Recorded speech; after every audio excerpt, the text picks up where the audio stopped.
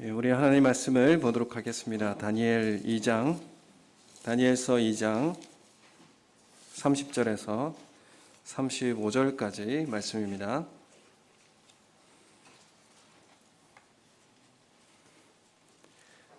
다니엘 2장 30절에서 35절까지 말씀을 우리 한 절씩 교독하도록 하겠습니다.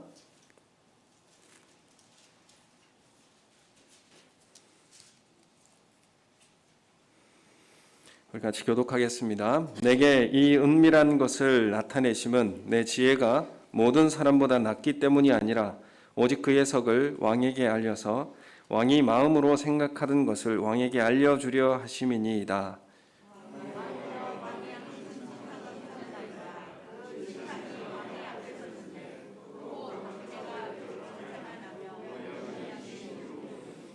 그 우상의 머리는 순금이요 가슴과 두 팔은 은이요 배와 넓적다리는 노시요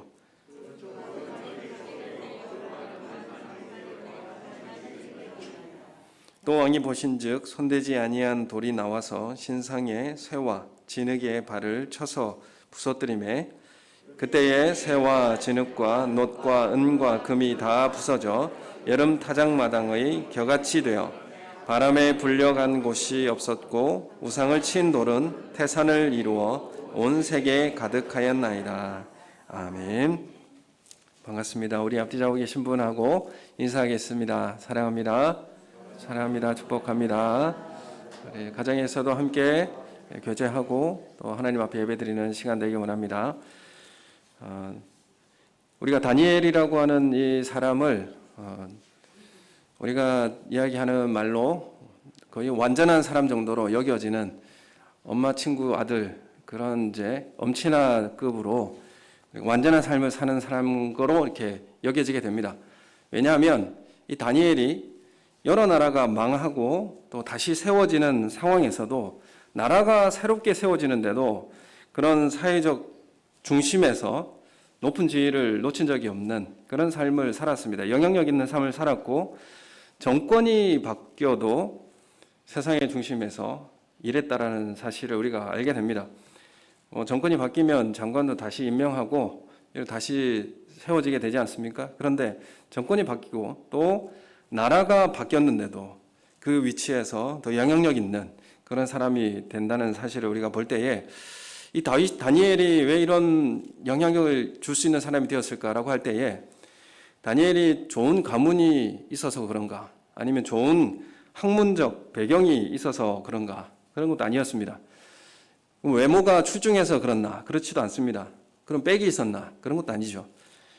우리는 다니엘이 가지고 이 역사적 통찰력과 또한 그 담대함과 가치관이 어디서부터 나왔는지 오늘 말씀을 통해서 확인하고 오늘 이 시대 우리에게도 이러한 은혜가 임하기를 예수님의 이름으로 소원합니다.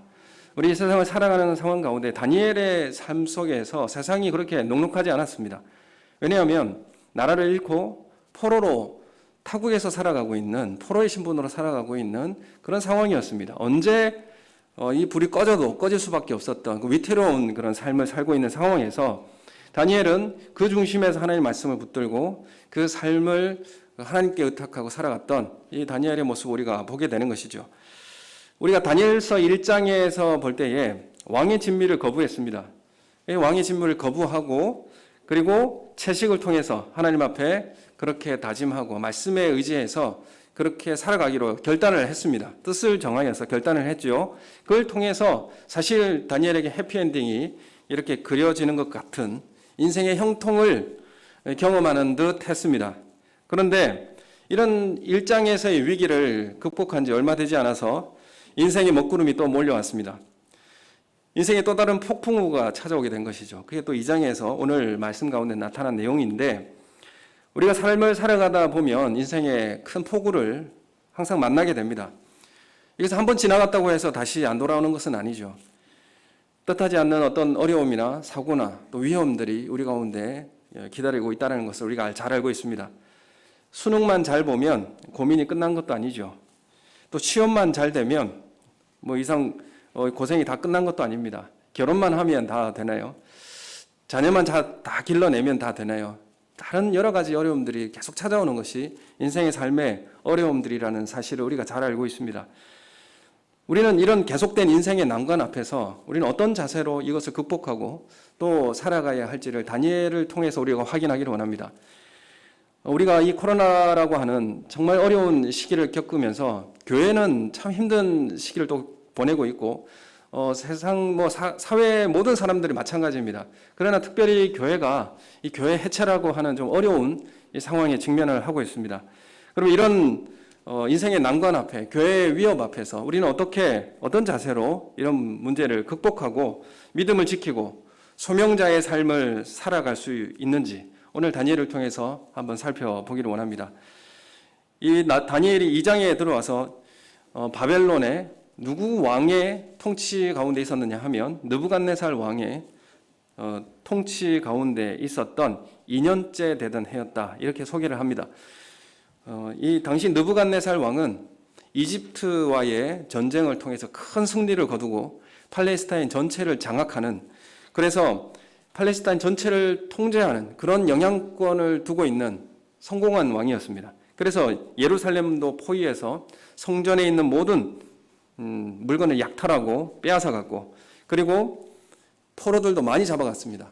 그래서 큰 승리를 얻은 사람이었고, 그래서 느부갓네살 왕은 초기부터 왕으로 등극한 지 2년밖에 되지 않는 그런 상황에서 앞날이 촉망받는 그런 위대한 왕으로 등극을 했습니다. 바벨론이라고 하는 나라가 정말 초유의 강대국이지 않습니까? 강대국의 최고의 권력을 가지고 있는 왕이었습니다. 그것도 빠른 시간 안에, 그리고 촉망받는 그런 위대한 왕이었습니다. 이렇게 이 바벨론 제국의 왕인 느부갓네살, 이 느부갓네살 왕은 외적으로는 우리가 평가하기에 제국을 장악하고 많은 성공으로 화려해 보입니다. 그리고 이 느부갓네살 왕은 성공을 경험하고 그 삶이 걱정이 근심이 없는 그런 삶을 사는 것처럼 우리는 생각해서 그 삶을 추구하곤 하지만, 우리가 오늘 느부갓네살 왕의 삶을 보면 내적으로는 악몽에 시달리고 마음의 번민이 사로잡혔다라는 사실을 우리는 알게 됩니다. 왕으로 성공했을지는 모르지만, 세상에서 왕으로 성공했을지는 모르지만 개인적으로는 번민하여서 잠을 이루지 못하고 불행한 삶을 이어갈 수밖에 없었습니다. 이 꿈이 얼마나 고통을 주었는지 잠을 이룰 수가 없었다라, 이렇게 기록하고 있습니다. 그래서 이 꿈 때문에 밤새 잠을 이루지 못하여서 이 느부갓네살 왕이 이제 해결하는 방식은 이제 바벨론 제국에 있는 제국의 이 박수, 술객, 점쟁이들 다 물러 모아서 이 전문가들을 동원해서 이 문제를 해결해 보고자 했습니다. 그래서 이 전문적인 사람들을 바벨론에서 지혜 있다라고 하는 사람들을 다 불러 모았고, 그래서 자신을 고통받게 한 이 꿈에 대해서 해결해 달라고 그렇게 이제 말한 것이죠. 그들은 이 꿈을 해결하고 자신의 이 번민과 고통을 해결해 줄 알았습니다. 그런데 그들을 불러 모아서 꿈을 알려주십시오, 이렇게 왕에게 묻습니다. 그런데 왕이 말해주지 않습니다. 꿈과 해석을 다 말해라. 내가 꿈을 알려주지 않겠다. 너네들이 꿈을 내가 뭘 꿨는지 알아내고, 그리고 그 꿈에 대해서 해석도 나에게 말해라, 이렇게 요구하는 것이죠. 그래서 이 술객들이 어느 누구도 신이 아닌 이상에 어떻게 왕이 꾼 꿈을 말해주지 않고 우리가 알 수가 있습니까? 이렇게 탄원을 하죠. 그러자 왕이 뭐라고 이야기하느냐면 2장 8절 말씀에 보면 이렇게 나옵니다. 왕이 대답하여 이르되 내가 분명히 아노라. 너희가 나의 명령이 내렸음을 보았으므로 시간을 지연하려 함이로다. 이렇게 이제 의심합니다. 이게 무슨 의미냐 하면, 너희가 꾸며서 말해봐야 내가 꿈의 내용을 이야기하고 너희들이 나에게 해석을 해주어 봤자 그것이 정말 그 해석이 맞는지 내가 알 도리가 없고, 내 마음이 변하기를 기다리는 그런 저급한 술책이니까, 그러니까 나의 꿈과 해석에 대해서 다 말해라, 이겁니다. 그래야 내가 너의 실력들을 인정해 주겠다, 이런 의미죠. 그래서 이 느부갓네살 왕은 세상의 모든 권세와 성공을 다 소유했지만 꿈을 해석할 수도 없었고, 이 주위의 유력한 사람들, 이제 경험 있는 지혜자들, 지식 있는 사람들을 불러 모았지만 그들도 믿을 수가 없었습니다. 그들도 신뢰하고 믿을 수가 없으니까 꿈과 해석을 다 이야기해라, 이렇게 지금 이야기하고 있는 것이죠.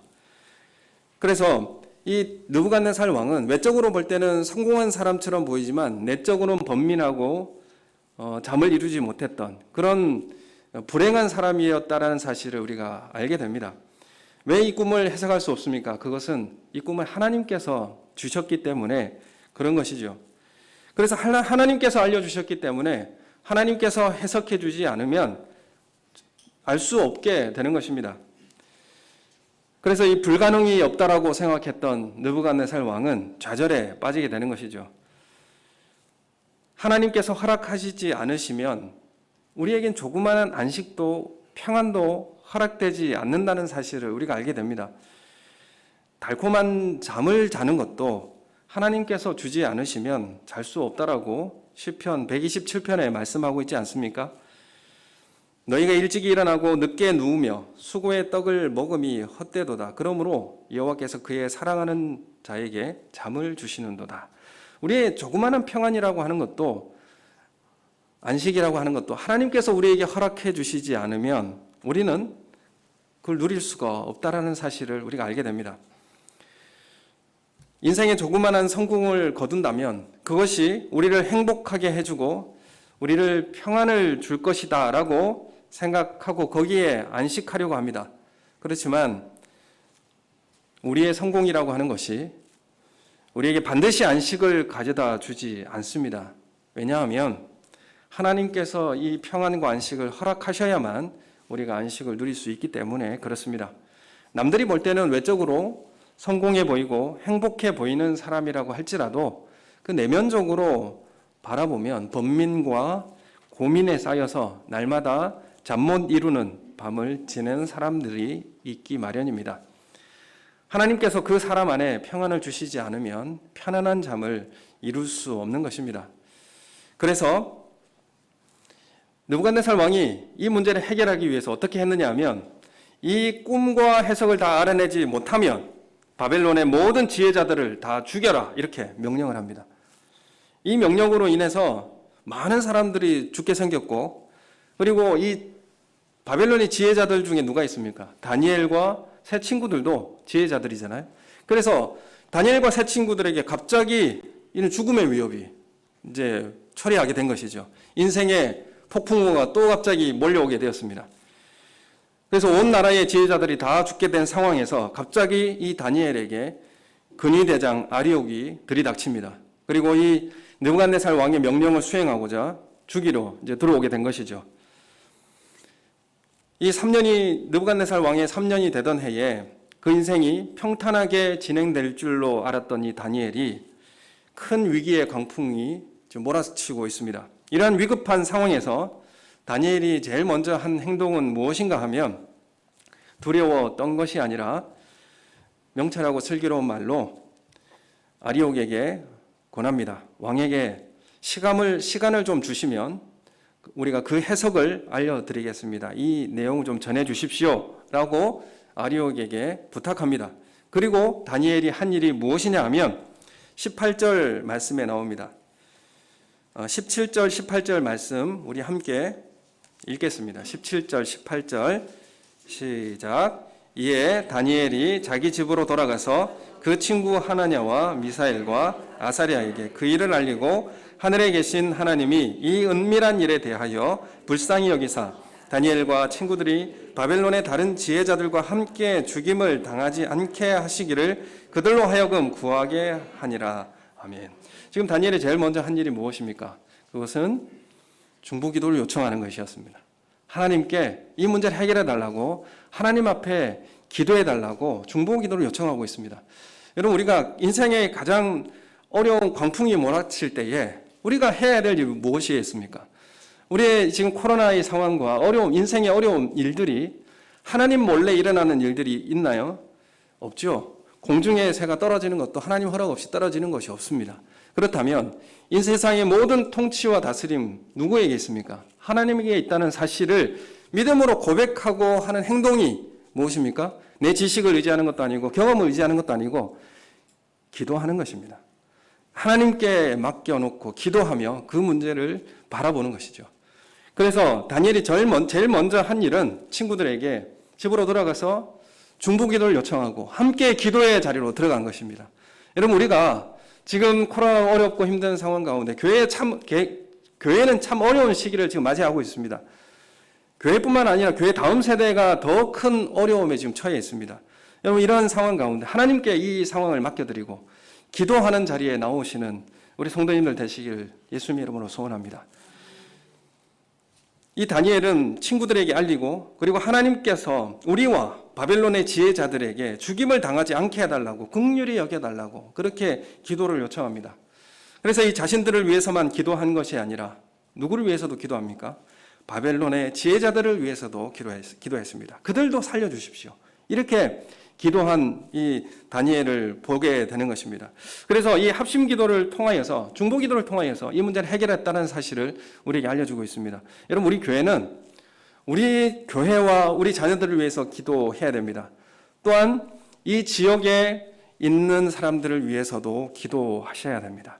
우리 교회가 새롭게 교회를 건축하고 새롭게 갈 그 자리에 또한 우리와 함께하는 이 지역 주민들을 위하여서 기도할 수 있는 은혜가 있길 예수님의 이름으로 소원합니다. 그래서 우리 교회가 생명의 구원의 방주가 되어지는 그런 교회가 되어지기를 소원합니다.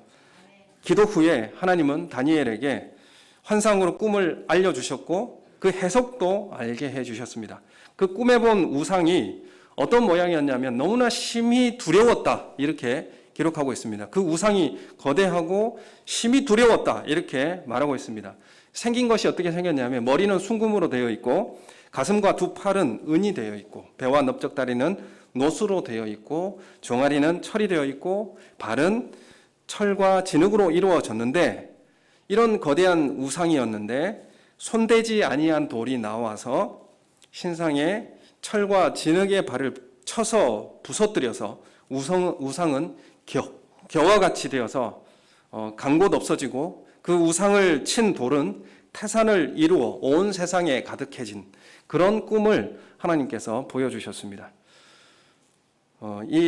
제가 말이 좀 빨라지는데 왜 그러냐면 양이 좀 많아서 제가 오늘 좀 빨리 이야기하고 있습니다. 좀 급해서 죄송합니다. 이 말이 빠르니까 발음도 잘 안 되고 그렇네요. 그래서 이 우상을 이루고 있는 이 머리 금은 바벨론 제국을 이야기하고 있고 그리고 은은 그 다음 제국이 되어지는 페르시아 제국 그리고 놋은 헬라 제국 그리고 그 다음 철은 로마 제국 뜻하고 있고요. 그 다음 철과 진흙이 혼합되어져 있는 이것은 로마 제국 이후에 강대국과 약소국으로 나뉘어져서 여러 나라로 존재하고 있는 그런 세상의 문제들을 다루고 있습니다. 그런데 이런 바벨론이 끝나고 난 다음에 페르시아 제국이 들어오고 그 다음에 헬라 제국이 다스리고 그 다음에 로마 제국이 다스리고 이렇게 진행되는 상황 가운데 손대지 아니한 돌 그러니까 손으로 다듬지 않은 돌이라 그런 의미입니다. 사람이 손으로 다듬지 않은 그 돌이 나와서 이 돌은 어떤 의미냐면 하나님의 나라를 의미하고 있습니다. 하나님께서 세우신 하나님 나라가 이 모든 세상 제국을 부서뜨리고 심판하는 그런 내용을 담고 있는 내용이죠. 그래서 이 하나님 나라는 어떻게 세워집니까? 사람이 세우는 것이 아니라 사람이 다듬어서 만든 돌이 아니라 하나님께서 만드신 이 돌 그것은 예수님의 성육신과 죽으심과 부활 재림으로 완성될 하나님의 나라입니다. 이 나라가 세상 제국을 다 무너뜨리는 파괴하고 심판하는 그런 내용의 환상과 꿈을 하나님은 느부갓네살 왕과 다니엘에게 보여주신 것입니다. 여러분 우리는 세상 나라는 점점 강해지는 나라입니다. 그리고 세상은 더 강한 사람을 통해서 정복되어지는 나라입니다. 바벨론보다 더 강한 페르시아가 지배하고 페르시아보다 더 강한 헬라 제국이 지배하게 되는 것입니다. 세상 나라는 하나님 나라를 그 우상의 영광과 권세로 두렵게 만듭니다. 세상은 힘과 이 권세를 가지고 하나님 나라를 위협하고 두렵게 합니다. 그래서 세상 우상에게 절하게 만듭니다. 나에게 절해라. 이렇게 요구하고 있는 것이죠. 그래서 하나님께 가야 할 영광을 우상에게 절하게 하는, 세상에 절하게 만드는 그런 것을 두렵게 만들고 우리를 그렇게 종용하게 됩니다. 그렇지만 하나님 나라는 결국 도래하게 될 것이고 영원히 설게 될 것이라 선언하고 있는 것입니다. 세상 나라 힘을 과시하고 그 능력을 과시했던 그 제국들은 다 사라지고 하나님 나라가 영원히 서게 될 것을 이 환상은 보여주고 있는 것입니다. 37절 말씀을 우리 함께 읽어보겠습니다. 37절 말씀 시작. 왕이여, 왕은 여러 왕들 중에 왕이시라. 하나님의 하늘의 하나님이 나라와 권세와 능력과 영광을 왕에게 주셨고 사람들과 들짐승과 공중의 새들 어느 곳에 있는 것을 막론하고 그것들을 왕의 손에 넘기사 다 다스리게 하셨으니 왕은 곧 그 금머리니라. 아멘. 지금 여기서 다니엘이 뭐라고 지금 해석해주고 있습니까? 당신은 그 머리에 해당하는 금에 해당하는 사람으로 여러 나라 왕들 중에 왕이라 이렇게 선언해주고 있습니다. 그렇지만 그 영광과 권세를 누가 주셨다라고 말씀하고 있냐면 하나님께서 주셨다라고 당당하게 그 왕 앞에서 지금 선언하고 있습니다. 다니엘은 지금 하나님의 그 말씀과 환상을 받고 난 다음에 그 마음이 담대해지게 된 것이죠. 그리고 그 세상 최고의 권세자인 힘 있는 자 그 왕 앞에 서서 당신의 그 영광과 권세는 누가 주셨는지 아십니까? 하나님께서 주셨습니다. 왜 주셨는지 아십니까? 그러면서 38절에 사람과 짐승, 새들이 있는 이 땅의 통치권을 맡긴 이유는 겸손과 공평과 정의로 하나님의 창조 목적을 잘 수행하고 다스리라고 그렇게 맡겨진 것입니다. 이렇게 지금 다니엘은 명확하게 지금 왕 앞에서 선언하고 있는 것입니다. 여러분, 우리는 세상을 대하는 자세는 우리가 말씀을 받았고 하나님 나라를 경험했다라고 한다면 우리는 하나님 나라의 가치를 가지고 세상을 어떻게 대해야 될지 이 다니엘의 모습처럼 세상을 대해야 되는 그런 은혜가 우리가 오늘 있기를 소원합니다. 여러분, 세상 권세가 하나님께서 통치와 다스림 가운데 허락하지 않은 것이 없습니다. 그래서 하나님께서 온 우주의 창조주이시고 지금 우리 이 시대에 우리를 다스리고 계시다는 사실을 믿음으로 고백하시는 우리 성도님들 되시기를 소원합니다. 예수님께서 사역하실 때에 당시에 최고의 제국이 어떤 나라였습니까? 로마 제국이지 않습니까? 그래서 오늘 이 우상의 종아리로 묘사되는 강력한 나라, 이 철로 비유되어지는 로마 시대였습니다. 이스라엘이 이 제국의 식민지가 되어 있을 때에 예수님은 이 땅에 오셨고 예수님이 이 땅에 오셔서 첫 마디가 무엇입니까? 회개하고 하나님 나라의 복음을 믿으라 이렇게 말씀하셨습니다. 그렇지만 이 유대의 권력층과 이 종교 지도자들이 예수님이 전하는 이 복음을 건축에도 쓸모없는 그런 돌처럼 여기면서 던져버렸습니다. 당시 로마는 세계를 지배하고 있었고 지식과 문화와 군사력으로 압도하고 있었습니다. 어느 나라가 로마의 제국에 대항할 수가 없었습니다. 그 로마의 변방의 조그마한 식민지 나라, 그 중에서도 알려지지 않는 갈릴리에서 울려 퍼진 이 하나님 나라의 복음은 당시 로마와 비교할 수 없는 초라한 그런 모습이었습니다. 어떤 나라를 건축할 만한 그런 돌로도 여겨지지 못한 것이었습니다. 그러나 지금은 어떻습니까? 지금 로마가 그 영향력으로 지금 세계를 지배하고 다스리고 있습니까? 지금 이탈리아 로마는 부도가 나고 경제가 일어서지 못해서 유럽이 도와주지 않으면 힘든 그런 나라가 되었습니다. 이제 그런 화려한 영광도 사라진 지 오래가 되었다는 것을 우리가 잘 알게 됩니다. 그렇지만 하나님 나라는 어떻게 변해졌습니까? 하나님 나라는 모든 나라와 인종을 초월하여서 온 땅에 지금 충만하고 그 완성을 지금 바라보고 있다는 사실을 우리는 알게 됩니다.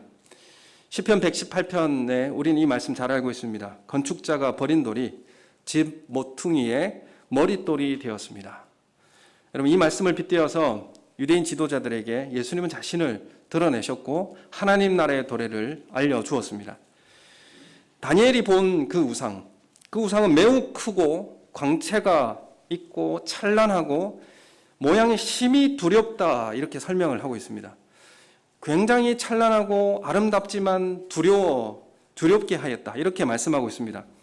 그래서 우리가 세상을 바라볼 때에 우리 세상이라고 하는 것은 찬란하고 압도적이고 큰 두려움을 우리에게 줍니다.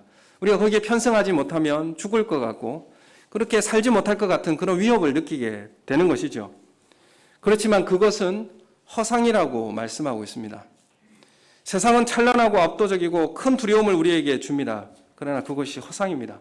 그것은 하나님의 통치에 놓여 있고 그 끝은 하나님 나라의 도래로 인해서 산산조각 나서 그 형체도 알아볼 수 없게끔 흩어질 수밖에 없다라는 것을 분명하게 말씀하고 있습니다. 결국 그 우상을 친 돌이 태산을 이루어 온 세계에 가득할 것을 말씀하고 있는 것입니다. 지금 우리는 세상에서 잠시 성공하여서 만족하고 남부럽지 않게 자신을 평가할 수 있습니다. 그러나 그것이 우리에게 영원한 안식을 줄 수 있습니까? 돈을 조금 모았습니까? 그러나 우리는 영원히 그것을 가져가지 못합니다. 높은 지위를 가져 있습니까? 내려올 날이 있게 됩니다. 세상은 성공이나 사회적 지위나 돈에 화려하고 이런 힘을 가지지 못하면 살 수 없다는 두려움과 공포를 가지고 하나님 나라를 위협합니다. 하나님 나라를 기대하고 사모하고 살아가는 우리 그리스도인들에게 이 세상의 힘을 가지고 위협합니다. 그렇게 살아서 살 수 없다라고 위협합니다. 그래서 우상에게 절하라. 이 세상 권세에 절하라. 이렇게 굴복하고 절하고 나와라. 이렇게 요구하고 있습니다. 느부갓네살 왕은 초유의 권세를 가진 자였습니다. 나라를 소유한 사람이었지만 그 마음 가운데 두려움이 있었습니다. 평안이 없었습니다. 믿지 못하는 사람들로 인해서 번민했습니다. 이 지혜자들이 나에게 무슨 말을 할지에 대해서 믿을 수도 없었습니다. 그리고 미래를 예측할 수도 없었고 미래가 두려웠습니다. 그에게 갑자기 닥친 이런 풍랑, 느부갓네살 왕에게 닥친 이 풍랑은 자신이 감당할 수가 없었습니다.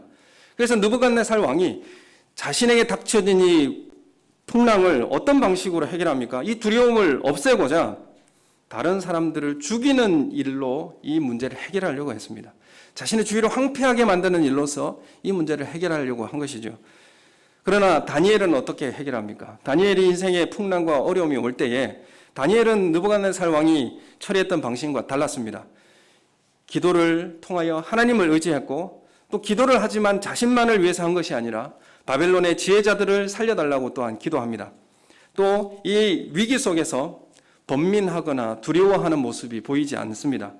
무엇이 다니엘을 견고하고 담대하게 만들었는가? 그것은 이 거대한 바벨론도 하나님의 주권 아래 놓여 있다는 사실입니다. 그래서 다니엘은 진정한 자유인으로 살아갈 수가 있었습니다. 세상의 위협 앞에서도 거기에 굴복하지 않고 굴종하지 않고 하나님 말씀에 순종하는 자유인으로 살아갈 수가 있었습니다. 여러분, 우리는 우리 교회만을 위해서 기도하는 것이 아니라 우리 지역을 위해서도 기도하고 그래서 세상의 위협에 굴복하지 않는, 우상에 절하지 않는 우리 참된 자유를 누리는 그런 교회 성도님들이 되시기를 예수님의 이름으로 소원합니다.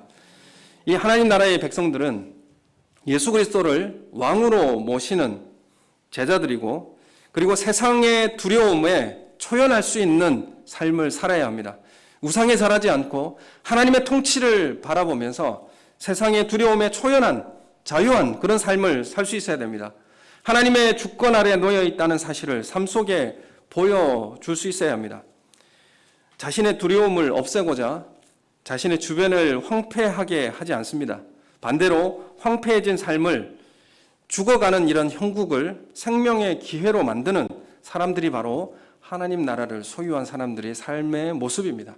여러분, 이 시대에 우리가 힘들고 어렵다라고 이야기하는데 여러분, 이런 어려운 상황을 생명의 기회로 만드는 사람이 바로 하나님 나라를 소유한 사람들입니다. 세상의 초롱성같이 여겨졌던 여리고성, 그들 앞에 선 이스라엘 백성들 어떻게 그 여리고성을 무너뜨렸습니까? 이번 주 새벽 기도회를 하면서 여리고성이 무너지는 그때의 가장 클라이막스는 무엇입니까? 하이라이트는 여리고성이 무너지는 것이 아니라 이스라엘이 침묵하며 13바퀴 도는 것입니다. 이것이 이스라엘에게는 이스라엘에게서는 여리고성 앞에서의 클라이막스입니다. 가장 중요한 일이었습니다. 하나님 말씀에 순종하여서 언약궤를 중심에 두고, 언약궤를 중심에 둔다는 것은 하나님의 임재를 우리의 삶의 중심에 두고 말씀에 따라 순종하며 묵묵하게 그 길을 행진하는 것이죠. 그게 여리고성 전쟁의 클라이막스입니다. 여리고성 무너지는 것이 하이라이트가 아니죠. 우리의 삶의 이 현장에서 우리가 하나님 말씀에 순종하여 우리의 예배를 우리 삶의 중심에 두고 하나님의 임재를 우리 삶의 중심에 두고 묵묵히 행진하는 것. 여러분, 이것이 우리의 힘이요, 세상에 저항하는, 그리고 철옹성처럼 버티고 있는 여리고성을 바라보며 영적 전쟁을 수행한 우리의 자세라는 사실을 우리에게 분명하게 말씀하고 있습니다. 여러분, 세상에 우리 자녀들을 빼앗길까 봐 두렵고, 또한 이 믿음을 어떻게 지켜줘야 할지에 대한 두려움이 우리 가운데 있습니다. 그렇지만 우리 성도님들이 그 하나님의 말씀에 순종한 이스라엘 백성들의 그 원칙, 하나님의 말씀 가운데 순종하고 임재를 바라보며 삶의 중심에 두고 행진하는, 침묵하고 그 길을 13바퀴 도는 이 삶이 오늘 이 시대에 우리에게 필요합니다. 말은 많지만 실제적 삶이 부족하고, 말은 우리에게 많은데 해결의 방식이 묘연합니다. 여러분, 하나님의 통치와 임재를 경험하며 하나님께서 친히 이 시대를 다스리고 있고 통치하고 있음을 믿음으로 기도하는 자리로 나오셔서 하나님의 뜻을 구하시는 우리 성도님들 되시길 소원합니다.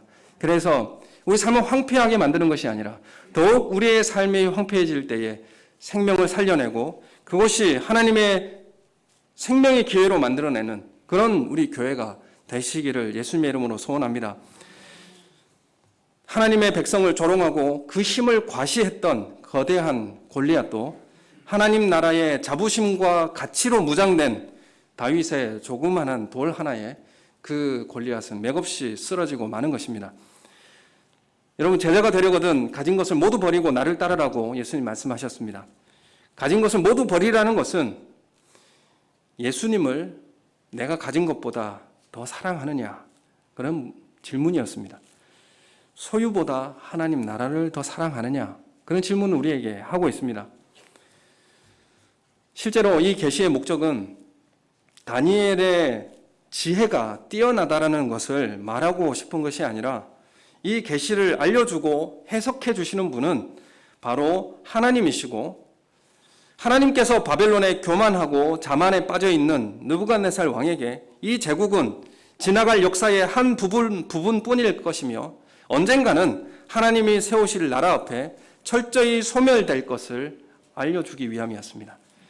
그래서 다니엘은 기도하고, 그래서 다니엘은 왕 앞에서 세상 최고의 권위자 앞에서 하나님을 높이는 말을 담대하게 하게 되는 것입니다. 여러분, 세상이 우리보다 거대해 보이고 세상이 우리를 위협해 보인다고 해서 거기에 우상에 절하지 않고 하나님을 이름을 높이고 하나님을 찬양하는 우리 성도님들 되시길 소원합니다. 여러분, 이것이 바로 재건교회 신앙이지 않습니까? 재건교회는 일제 강점기 때에 우상에 절하라고 하는 것에 대해서 거부하고 저항했던 신앙이 바로 재건교회 신앙 아닙니까? 여러분, 우리가 이 신앙을 전수하고 또 다음 세대에게 물려주는 책임이 우리 가운데 있지 않습니까? 우리 자녀들이 세상에 절하지 않고 세상의 우상에 굴복하지 않고 진정 하나님 나라의 참된 자유와 가치를 누릴 수 있도록 그 신앙을 물려주는 것이 우리 재건교회의 사명이지 않습니까? 그래서 재건교회를 개역 한글 버전에서는 손대지 아니한 돌을 뜨인 돌이라고 했죠. 뜨인 돌. 그러니까 그 뜨인 돌과 같은 재건교회다, 이렇게 이야기했습니다. 그 우상을 쳐서 깨트리는 재건교회. 또 그루터기로 남겨진 재건교회. 남겨진 우상에 절하지 아니한 7,000명. 예. 이런 존재로 우리를 불렀습니다. 그러면 오늘 이 시대에 우리가 세상에 절하지 않고 하나님 나라의 가치를 가지고 세상의 그 위협 앞에 두려워하지 않고 참된 자유를 누리는 우리 성도님들 되셔서 우리 자녀들을 가르치시고 자녀들에게 이 신앙을 물려줄 수 있는 우리 성도님들 되시기를 예수님의 이름으로 소원합니다. 그래서 우리 교회를 건축할 때에 이러한 뜨인 돌, 손대지 아니한 돌의 형상을 교회 안에 형상화해서 이런 순교적 신앙을 자녀들에게 전하기를 원하고, 또한 교회 안에 역사관을 만들어서 우리의 신앙이 어떤 신앙인지를 자녀들에게 가르치고 그러한 신앙을 전수하기를 원합니다. 그리고 예배가 어떤 것인지를 온전히 잘 전수해주고 예배 중심의 삶을 살기를 원하는 그런 정신들도 우리 자녀들에게 전수되어지기 원합니다. 그런 걸 다 담아서 교회 건축이 이루어질 수 있도록 우리 함께 기도해 주시면 좋겠습니다. 다니엘이 하나님을 찬양할 수밖에 없는 이유는 하나님 나라의 크고 광대하심을 경험하고 알았기 때문입니다. 다니엘이 경험한 고난은 하나님을 더 깊이 알게 했고 흔들리지 않는 가치를 소유하게 했습니다. 여러분, 이 시대에 우리에게 찾아온 이 고통과 인생의 풍랑은 하나님을 더 깊이 알게 할 것입니다. 그리고 흔들리지 않는 하나님 나라의 가치를 소유하게 하게 될 것입니다. 다니엘은 왕 앞에서도 하나님을 높이는 말을 합니다. 이것은 그가 하나님이 느부갓네살 왕보다 더 권위자라는 것을 알기에 그렇게 말할 수 있었던 것입니다. 생사여탈권을 가진 존재가 누구인가? 생사화복을 주관하신 분이 누구이신가? 우리의 생명을 주시는 분이 누구이신가? 우리 영원한 생명의 나라로 이끄실 분은 누구이신가? 분명하게 고백하고 세상의 우상에 절하지 않고 저항하는 그런 참된 자유자로서 다니엘은 그 시대를 살았습니다. 오늘 이 시대에 우리에게 이러한 담대한 믿음과 신앙을 가지고 소유하며 살아가는 우리 성도님들 되시기를 예수님의 이름으로 축원합니다. 우리 함께 기도하겠습니다. 하나님, 세상이 우리를 두렵게 하고 또 위협하는 이런 상황 가운데서 하나님 말씀 가운데 순종하고 참된 자유자로서 살아가는 어떤 세상의 힘에도 우리는 굴복하고 노예로 살아가는 것이 아니라 하나님 말씀에 순종하는 참된 자유인으로 살아갈 수 있도록 우리는 인도해달라고 우리 다 같이 함께 한 목소리로 기도하겠습니다.